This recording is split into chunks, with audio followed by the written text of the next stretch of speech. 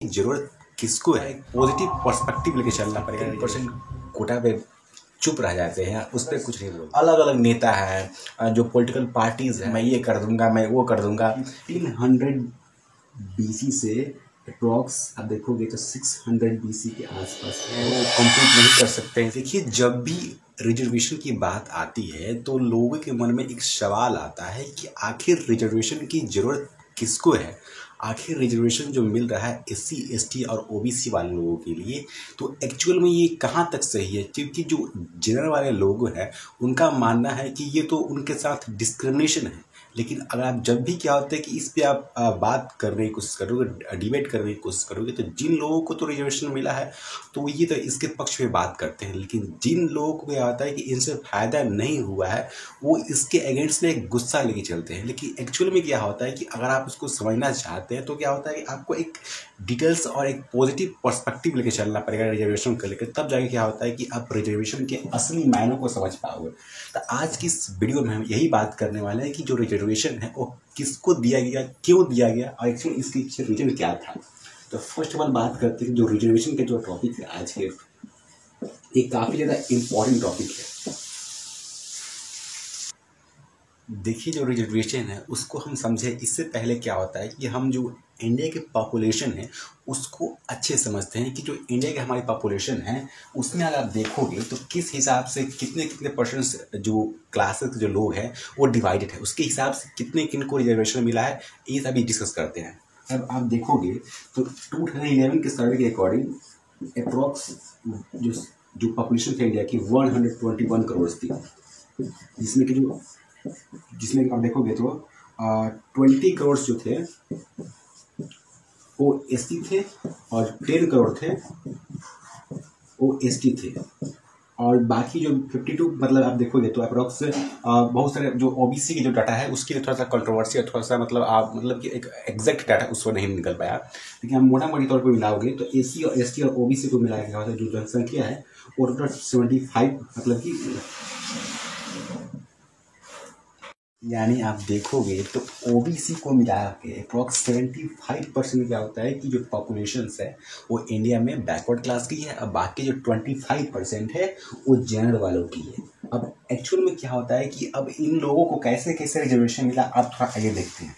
तो जो यहाँ पर 20% मतलब कि जो SC है उनको 16.63% का रिजर्वेशन मिला,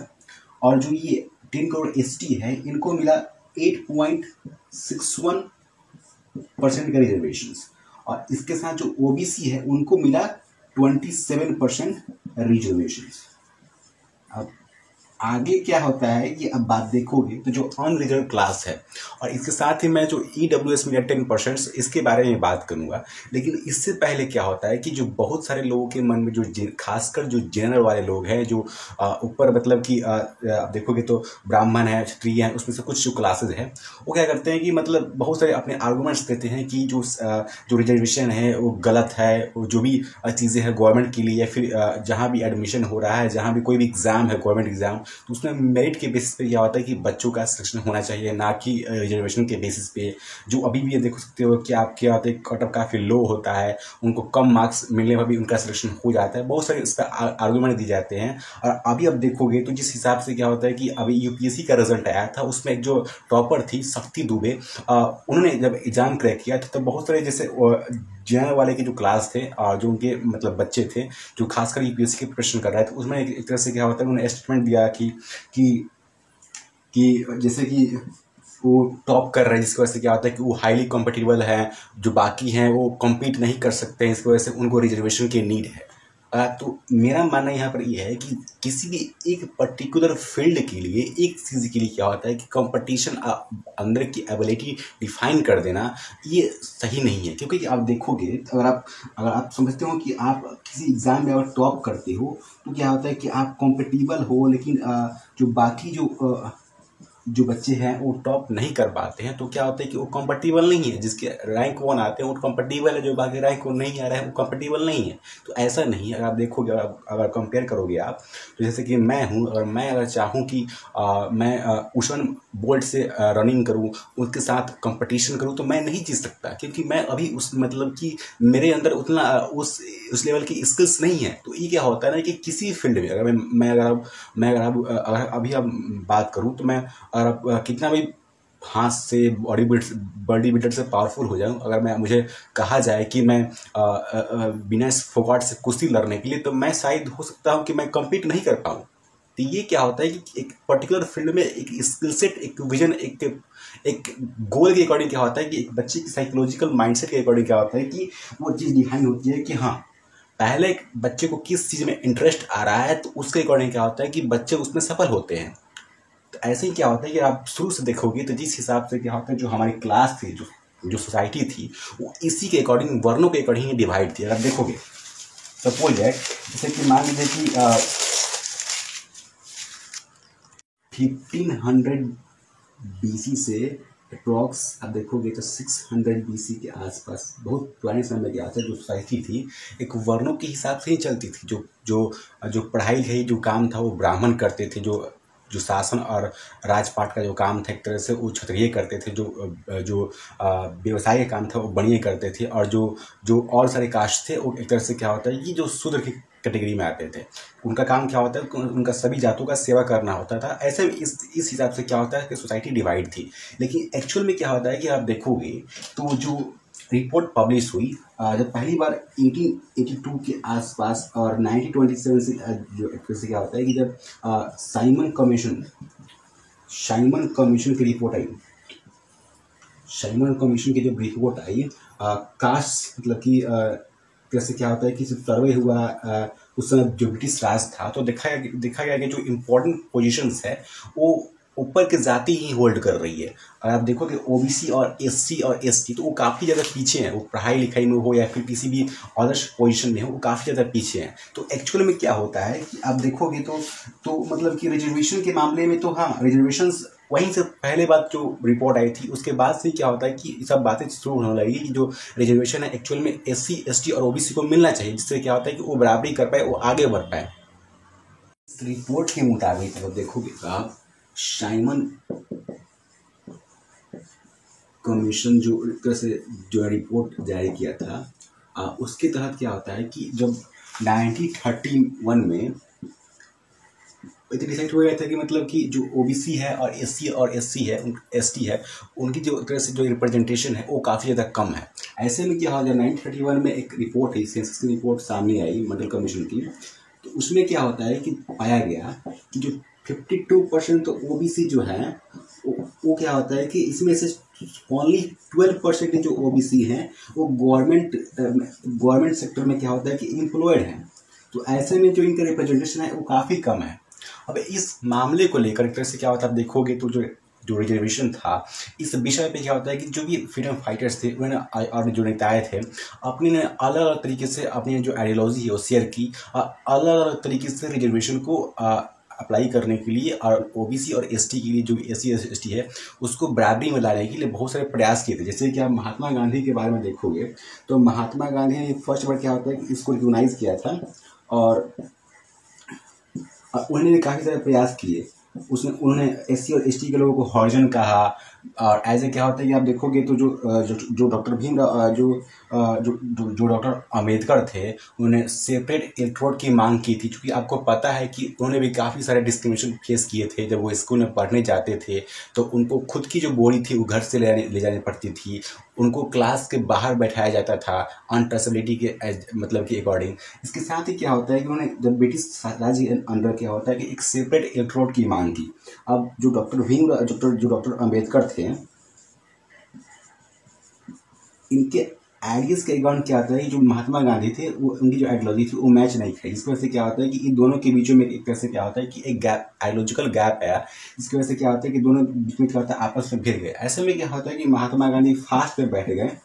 भूख हड़ताल में बैठ गए, और फाइनली बाद में डॉक्टर अम्बेडकर को मतलब कि इनकी बात माननी पड़ी महात्मा गांधी को। और फाइनली आप देखोगे तो 1932 में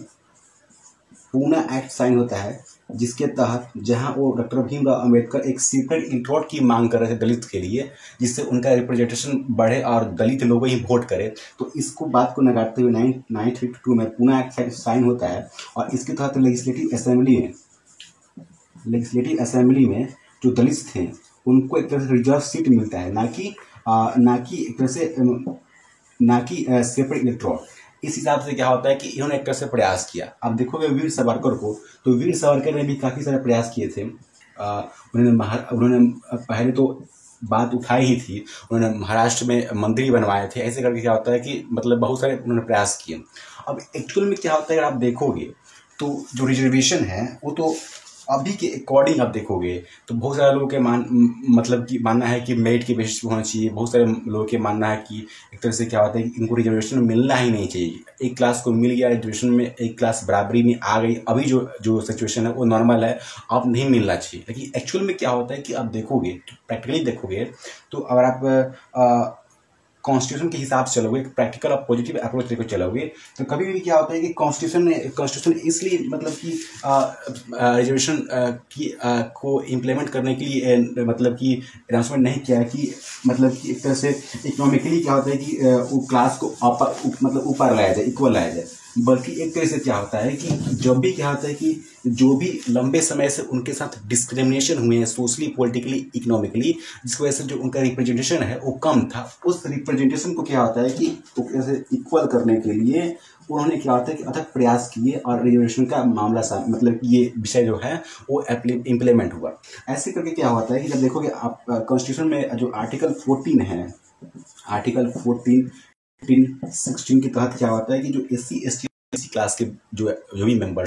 उनको एक तरह से क्या होता है कि एक पॉलिटिकल सिस्टम में एक तरह से रिप्रेजेंटेशन क्या होता है को लेकर क्या होता है कि इसमें उनको रिजर्वेशन मिली है। तो ऐसे में क्या होता है कि जो मुद्दा आती है एग्जाम को लेकर, कोई UPSC और कोई अदर्स गवर्नमेंट एग्जाम को लेकर, तो एक बड़ी सा बात सामने आती है कि जो बच्चे मतलब कि यहाँ से निकल के जाते हैं तो एक्चुअल में क्या होता है कि उनकी जो लो कट ऑफ होने के बावजूद भी, लो मार्क्स होने के बावजूद उनका सिलेक्शन हो जाता। और इन्हीं दो चार मतलब कि एग्जाम्पल को लेकर क्या होता है कि बार बार जो अपर क्लास के जो लोग होते हैं, जो जनरल क्लास के लोग होते हैं, वो मतलब इसको रिप्रेजेंट करते हैं, उनको दिखाते हैं कि हाँ देखिए जो इनका कम मार्क्स भी था और कट ऑफ भी कम था, तो ऐसे भी क्या होता है उनका सिलेक्शन हो गया, मेरा नहीं हुआ। तो एक्चुअली में क्या होता है कब देखोगे तो जो प्रैक्टिकली आप देखोगे तो ये मतलब कि उतना सही नहीं है, क्योंकि क्या होता है कि मतलब कि कुछ लोगों के हो जाने से जो बाकी अदर्स लोग से डिस्क्रिमिनेशन हुए हैं जो उनकी क्लास की वजह से। आप अभी गांव का अंदर में जाके देखोगे तो जिस हिसाब से जो कंडीशन है उनकी बेसिक्स नीड्स तक नहीं है कि अगर वो मतलब कोई गवर्नमेंट एग्जाम की प्रिपरेशन करना चाहते हैं तो उनके पास उतना पैसा नहीं है, उतनी रिसोर्सेज अवेलेबल नहीं है, जिससे क्या होता है कि वो किसी एग्जाम की प्रॉपर तरीके से प्रिपरेशन कर पाए। जहाँ अपर क्लास और जनरल क्लास के बच्चे बड़े बड़े शहरों में जाके बड़े बड़े कोचिंग में अच्छे से जाकर पढ़ाई कर सकते हैं, हर रिसोर्सेज का उनके पास लैपटॉप है, अच्छी पेन है, अच्छी कॉपी किताब है, लिखने को पढ़ने को सब कुछ है। तो वहीं क्या होता है कि SC और ST के बच्चों के पास ऐसा एबिलिटी फैसिलिटी नहीं है, जिसकी वजह से क्या होता है कि वो वहाँ तक पहुँच ही नहीं पाते हैं, रिकॉग्नाइज चीज़ों को नहीं कर पाते, जिसकी वजह से क्या होता है कि वो मतलब कि वो उनको मतलब कि कैसे फाइनली रिजर्वेशन क्या होता है कि उनको मिलता है, मतलब एक लास्ट चांस मिलता है, होप भी मिलता है। तो ऐसे में क्या होता है कि अब देखोगे तो अब इसका जो अभी कंडीशन है रिजर्वेशन मिलने के बाद भी अब देखोगे तो बहुत सारे ऐसे गवर्नमेंट सीट्स है, जैसे PhD वगैरह हो गया, फिर कोई भी प्राइवेट सेक्टर में आप देखोगे तो बहुत सारे जो सीट्स है वो खाली हैं। उस सीट्स को लेने के लिए भी क्या होता है कि OBC, SC और ST के बच्चों के पास उतने रिसोर्सेज और पैसे नहीं है, जिससे क्या होता है कि वो क्या होता है कि उस फील्ड में वो आ ही नहीं पाए, जिसकी वजह से क्या होता है कि वो इन सीट्स को ले पाए। अब गवर्नमेंट एग्जाम को ले लो तो जो भी गवर्नमेंट एग्जाम की जो मतलब कि जो ग्रेड 1 जो ग्रेड A पोस्ट है, आप उसके रिपोर्ट एक बार निकाल कर देखना, कोई भी गवर्नमेंट रिपोर्ट निकाल कर देखना, अप्रॉक्स 60 to 70% जो मतलब कि जो वहाँ पे जो आपको क्लास मिलेगा वो जनरल क्लास पे मिलेगा, ठीक है। और OBC में आप देखोगे तो ग्रेड B जो ग्रेड C है उसमें जो OBC की जो रिप्रेजेंटेशन है वो रिजर्वेशन के बाद भी काफ़ी ज़्यादा कम है। आप SC ST के तो और भी कम है। तो इसके मामले आप देख सकते हो कि जो ग्रेड C और ग्रेड B क्या होता है कि बेसिकली क्या होता है कि वो क्या होता है कि इसमें अभी भी क्या होता है कि जो ग्रेड ए में क्या होता है कि ओबीसी और एससी और एसटी क्लास के जो बच्चे हैं वो नहीं पहुंच पाते हैं। तो ये है रिजर्वेशन के बाद जो कंडीशन है उस समाज में अभी भी क्या होता है कि एक तरह से एक भेदभाव, एक ना पहुंच पाना एससी और एसटी की मतलब कि उस अपर लेवल तक। तो ये क्या होता है कि रिजर्वेशन का मेन पर्पस यही है कि इकोनॉमिकली पॉलिटिकली जो भी हरास्ट सोसाइटीज़ है उनको एक इक्वल स्तर पे ला के खड़ा करना, जिससे क्या होता है कि उनका सही रिप्रेजेंटेशन हो सके। क्योंकि एक तरह से आप कॉन्स्टिट्यूशन हमारी एक तरह से क्या होता है कि हमारे देश को एज अ फैमिली की तरह ट्रीट करती है। जिस हिसाब से क्या होता है हम अपने फैमिली में लोगों को ट्रीट करते हैं इक्वली, तो उस हिसाब से क्या होता है कि जो हमारी कॉन्स्टिट्यूशन है सभी लोग को इक्वली ट्रीट करती है। तो ये यहाँ पर ये कहना उचित नहीं होगा कि जो रिजर्वेशन है गलत है, अनफेयर है, डिस्क्रिमिनेशन है अपर क्लास लोगों के लिए। बल्कि अगर आप देखो तो लंबे समय से 100 सालों से क्या होता है कि उनको रिजर्वेशन मिला। फिर भी क्या होता है कि अगर आप अभी देखोगे तो उनको रिजर्वेशन के लिए ऐसे मतलब कि बातें करते हैं कि एससी एसटी को रिजर्वेशन मिल रहा है वो अनफेयर है, उनको मतलब कि इकोनॉमिकली मिलना चाहिए, उनको ऐसा नहीं मिलना चाहिए कि हाँ गवर्नमेंट जॉब में कोई पढ़ाई लिखाई में क्या होता है उनको मिले रिजर्वेशन।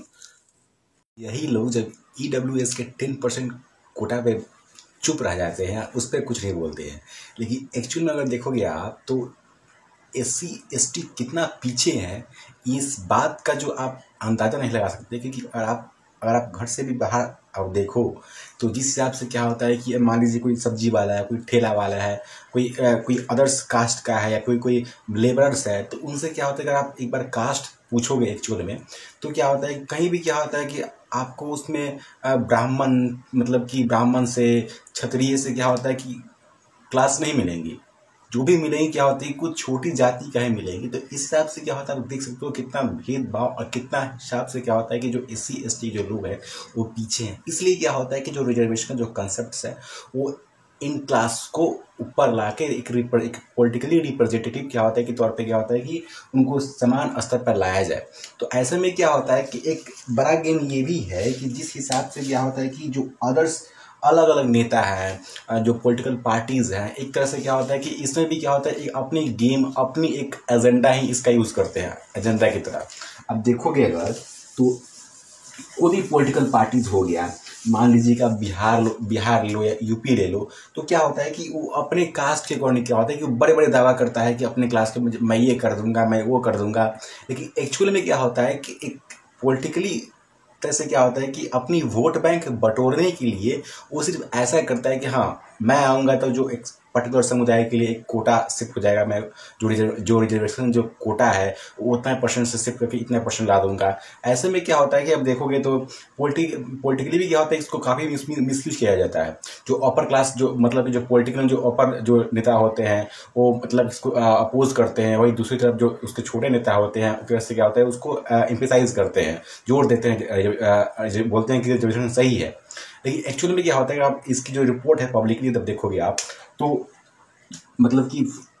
इसलिए क्या होता है कि गवर्नमेंट जो भी जॉब के एम्प्लॉई थे उसमें 400 आरटीई फाइल किया गया। अब आरटीई क्या होता है, राइट टू इन्फॉर्मेशन। इसके थ्रू क्या होता है कि चेक किया गया है कि जो भी गवर्नमेंट एम्प्लॉई है वो किस किस कास्ट और किस किस कैटेगरी से आते हैं। तो उनको पता चला है कि जो भी मैक्सिमम जो टॉप ए रेट के जो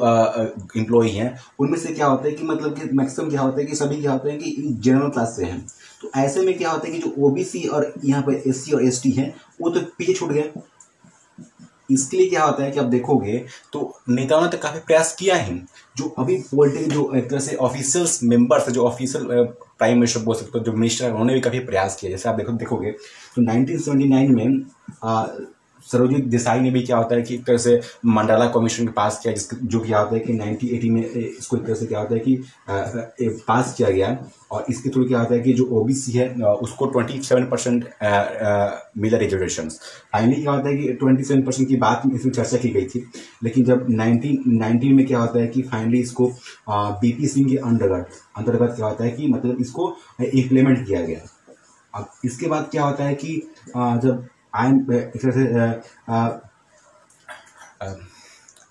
स्वामीनाथन राव, तो उन्होंने भी क्या होता है कि जो ईडब्ल्यूएस का जो कॉन्सेप्ट था वो 10% का रिजर्वेशन वाला वो भी क्या होता है कि